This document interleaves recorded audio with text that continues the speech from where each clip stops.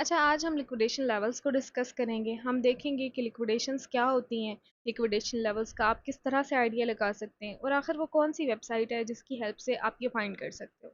Website पे जाने से पहले मैं आपको बता देती हूँ, एक्सप्लेन कर देती हूँ कि लिक्विडेशंस क्या होती हैं, लिक्विडेशन लेवल्स क्या होते हैं। तो जब भी हम फ्यूचर्स में पोजीशन ओपन करते हैं तो हमें एक ख़ास लेवल दिया जाता है कि अगर प्राइस इस खास लेवल पर आ गई तो हमारे फंड्स ज़ीरो हो जाएंगे। जितना ज़्यादा हम रिस्क लेंगे यानी जितनी बड़ी हम लेवरेज रखेंगे तो लिक्विडेशन लेवल भी उतना ही करीब आता जाएगा। अच्छा, अब हम डिस्कस करते हैं लिक्विडेशन लेवल्स का आप किस तरह से आइडिया लगा सकते हो। तो वेबसाइट पे आप आ जाएं, यहाँ पे आपने coin glass liquidation heat map open कर लेना है, ठीक है। तो अच्छा, इसकी हेल्प से ना आप इम्पोर्टेंट लिक्विडेशन लेवल्स देख सकते हैं किसी भी टाइम फ्रेम पे। यहाँ पे भी आपको ना डिफरेंट टाइम फ्रेम्स मिल जाते हैं। ये देखिए, यहाँ पे 12 घंटे का आपको मिल गया है, उसके बाद 24 घंटे का, 48 घंटे का, 3 दिन का, 1 वीक का। यानी कि कॉइन जितना पुराना है ना उस हिसाब से आपको उसका लिक्विडेशन जो है डेटा मिल जाएगा। तो अब देखें, बीटीसी चूंकि बहुत पुराना है तो इसका हमें ईयर्स का भी मिल जाता है। यहाँ पे आप सर्च कर सकते हो किसी भी टोकन का, किसी भी कॉइन का आप डेटा निकाल सकते हो यहाँ पे। अब हम बीटीसी को ही चेक करेंगे। तो बायनांस बीटी यूएसडीटी परपेचुअल का हमने डेटा ओपन कर लेना है और यहाँ से अपना मतलब टाइम फ्रेम हमने चूज़ कर लेना है। अच्छा, टाइम फ्रेम के हवाले से ये है कि अगर आप शॉर्ट टर्म ट्रेडर हो तो ऑब्वियसली आप शॉर्टर टाइम फ्रेम पे देखेंगे कि लेवल्स, लिक्विडेशन लेवल्स कहाँ पे हैं और उनकी प्राइस लिक्विडेशन लेवल्स को ग्रैब करने के लिए जा सकती है। एक चीज़ मैं आपको बता देती हूँ कि जो प्राइस है ना वो हमेशा लिक्विडेशंस को ग्रैब करने के लिए जाती है।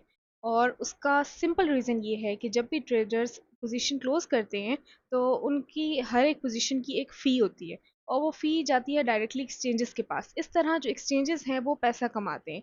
तो वेल्स और एक्सचेंजेस मिलकर मैनिपुलेट करते हैं और उनकी यही कोशिश होती है कि ज़्यादा से ज़्यादा लिक्विडेशंस हों ताकि वो ज़्यादा से ज़्यादा फीस जनरेट कर सकें। आपने सिर्फ लिक्विडेशंस की बेसिस पे ना ट्रेड नहीं करनी है, आपने अदर टेक्निक्स भी यूज़ करनी है। चार्ट को एक्सप्लेन करने से पहले मैं आपको एक चीज़ समझा देती हूँ। ये चीज़, ये स्केल देखें आप, ठीक है।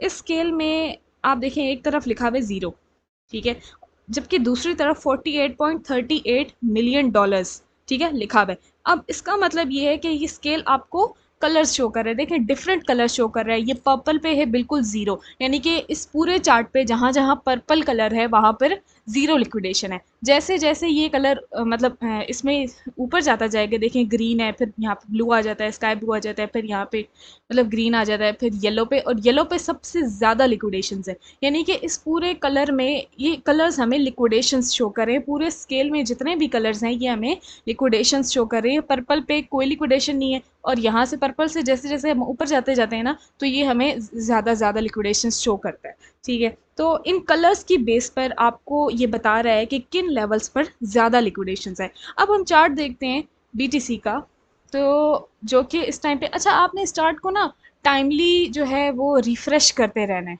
ठीक है। इसको हम टाइमली रिफ़्रेश करते रहेंगे ताकि ये आपको नया डेटा शो करता रहे। अच्छा, चार्ट को अगर आप देखें तो यहाँ पे देखें बीटीसी की जो प्राइस है वो इस टाइम पे चल रही है तकरीबन 97 राउंड अबाउट, ठीक है। तो यहाँ पे हमारे पास जो एक लेवल था, ये इसमें मैं एक और चीज़ आपको क्लियर कर दूँ कि हर कैंडल जो है वो 5 मिनट के बाद बनती है। तो रिपीट कर रही हूँ कि अपना जो चार्ट है आपका उसको आपने रिफ़्रेश करते रहना है ताकि वो आपको नया डेटा शो कर सके। तो यहाँ पे जो आपके पास एक लेवल था 48 मिलियन डॉलर्स लिक्विडेशंस का, अगर ये प्राइस यहाँ पे चाहती तो इस लेवल को टच करके लिक्विडेशंस कर सकती थी, लेकिन वो यहाँ से जो है डायरेक्टली ऊपर चली गई और यहाँ पे इसने तकरीबन 26 मिलियन डॉलर्स लिक्विडेशंस की हैं। फिर ऊपर जाते जाते इस लेवल को भी टच कर दिया और 11 मिलियन डॉलर्स लिक्विडेशंस की हैं। फिर उसके बाद यहाँ पे अगर मैं आपको थोड़ा जूम कर देती हूँ, इसको थोड़ा सा हम जूम कर लेते हैं, ठीक है। तो यहाँ पे आप देखें, यहाँ पे अगर ये चाहती ना, ये यहाँ पे आके कैंडल जो है ये प्राइस यहाँ पे रुक गई। अगर यहाँ ये प्राइस चाहती तो इस लेवल को भी टच कर देती और 37 मिलियन डॉलर्स जो है लिक्विडेशंस हो जाती, लेकिन यहाँ से जो है वो डायरेक्टली वापस आ गया है। अच्छा, एक और चीज़ मैं आपको इसका पास्ट डेटा दिखा देती हूँ कि ये देखिए यहाँ से बीटीसी प्रॉपरली डाउन आ रहा था और यहाँ पे डाउन ट्रेंड में जो है वो हमारे पास लिक्विडेशंस थी। तो यहाँ पे इसने 44 मिलियन, इस लेवल पे देखिए 44 मिलियन डॉलर्स लिक्विडेशंस की हैं। फिर यहाँ से ये डायरेक्टली लिक्विडेशंस करके डायरेक्टली ऊपर चला गया। ऊपर जब गया तो यहाँ पे इस ग्रीन लेवल पे देखें तो ग्रीन लेवल पे 11 मिलियन लिक्विडेशंस थी, लेकिन उसको इसने टच नहीं किया, 11 मिलियन लिक्विडेशंस इसने नहीं की, वहाँ से लिक्विडेशंस ना नहीं की और यहीं से नीचे आ गया। यहाँ नीचे जब आया तो इस लेवल पे ये जो ग्रीन आपको लेवल नजर आ रहा है, इस पे इसने 18 मिलियन लिक्विडेशंस की, ठीक है, वहाँ पे 11 मिलियन थी, उसको टच नहीं किया, लेकिन वहाँ से जब डाउन आया तो 18 मिलियन लिक्विडेशंस इसने कर दी हैं, ठीक है। फिर यहाँ से थोड़ा ऊपर जाते जाते फिर अगेन नीचे जब आया ये, तो यहाँ पे इसने अगेन 11 मिलियन लिक्विडेशंस की हैं, ठीक है। फिर इसी तरह ये मतलब कंसोलिडेट करते करते अभी अभी मैंने आपको यहाँ पे दिखाया है कि ये इसको टच कर सकता था, लेकिन इसने इसको नहीं किया इन कैंडल्स में, यहीं से कि प्राइस ऊपर चली गई। अच्छा, लिक्विडेशन के लेवल्स का तो आपको पता चल गया। अब आपने इसको टेक्निकल एनालिसिस के साथ कंबाइन करके मार्केट का नेक्स्ट मूव प्रिडिक्ट करना है। आपने डायरेक्टली जस्ट ये नहीं करना कि मैं जस्ट लिक्विडेशंस को देख के जो है मार्केट में ट्रेड लगा दूं, ऐसे नहीं करना। आपने प्रॉपर एक एक चीज़ को देखना है, आपने लॉन्ग शॉर्ट्स देखनी है, आपने प्रॉपर देखना है कि आरएसआई को देख के आप पता लगा लें कि यार कौन से कॉइन्स ऊपर हैं कौन से नीचे हैं, आपने एक एक चीज़ को देखना है, ठीक है। टेक्निकल एनालिसिस को भी साथ कंबाइन करना है।